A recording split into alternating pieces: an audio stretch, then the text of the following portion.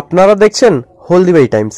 হলদিবাড়িতে ঘাসফুল শিবিরে ধস, গেরুয়া শিবিরে হলদিবাড়ি ব্লকের দক্ষিণ বড় হলদিবাড়ি গ্রাম পঞ্চায়েতের 155 নং বুথের তৃণমূলের বুথ সভাপতি পূর্ণচন্দ্র বর্মন সহ 45টি পরিবার বিজেপি দলে যোগদান করেন বলে বিজেপির নেতৃত্বরা দাবি করেন।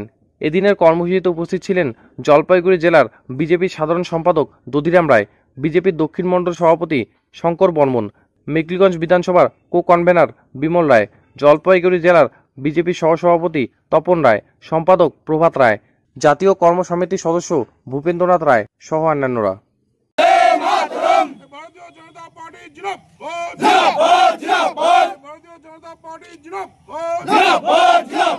মহান দেশের মহান নেতা নরেন্দ্র মোদী জিন্দাবাদ, জেপি নাড্ডা জিন্দাবাদ, সুকান্ত মজুমদার জিন্দাবাদ, শুভেন্দু অধিকারী জিন্দাবাদ, বন্দে মাতরম,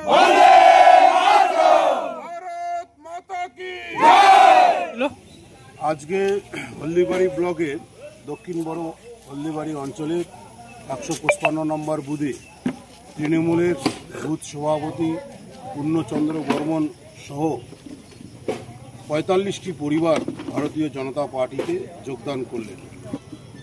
পশ্চিমবাংলায় বর্তমান যে সরকার চলছে, যে সরকারের আমলে পশ্চিমবাংলায় হিন্দুদের নিরাপত্তা নেই, পশ্চিমবাংলায় হিন্দুরা আজকে নিরাপত্তাহীনতায় ভুগছে এবং তার সঙ্গে এই বাংলার দুর্নীতি এবং চুরি যে পর্যায়ে পৌঁছে গেছে, তারা বিতশ্রিত হয়ে আজকে ভারতীয় জনতা পার্টিতে তারা যোগদান করে।